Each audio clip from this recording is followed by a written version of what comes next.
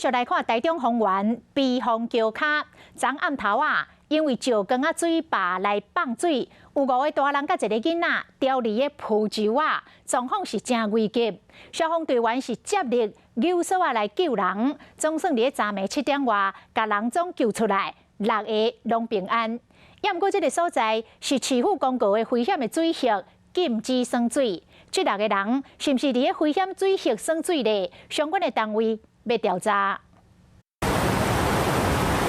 对关门关头前行的每一脚步拢真细致，救援人员一个接一个游索啊，要甲每一个掉落民众救起来。脚底的水流甲真紧，亲人嘛真着急。剩1个，剩2个。 拍拼来救人，希望救到每一个人。台中市雾峰区避风桥流血，8日暗时6点左右，有5位大人1位囡仔，因为石缸坝放流掉伫沙洲。台中市消防局赶紧派人去救援，人陆续拢脱困，救起来拢无性命危险。因当时伫溪咧耍水，听到放流的广播要撤离的时，无细致触到，才会掉伫沙洲。那时候他有说要放水，然后我们就走过来，然后结果那个水那个石头太滑了，然后我们就前走，然后就全部掉下去。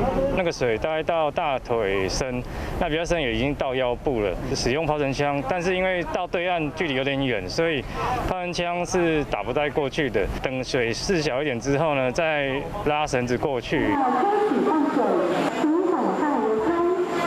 现场阁有石缸坝放流的公布声。石缸坝管理中心讲，因平常时拢会进行灌溉性放流。19号下晡2点18发布放流警报，3点18开始放流，下晡5点30放第2摆的放流警报。暗时6点30增加放水量，6点42接到消防局通报减少放水量，暗时7点28救出6个人。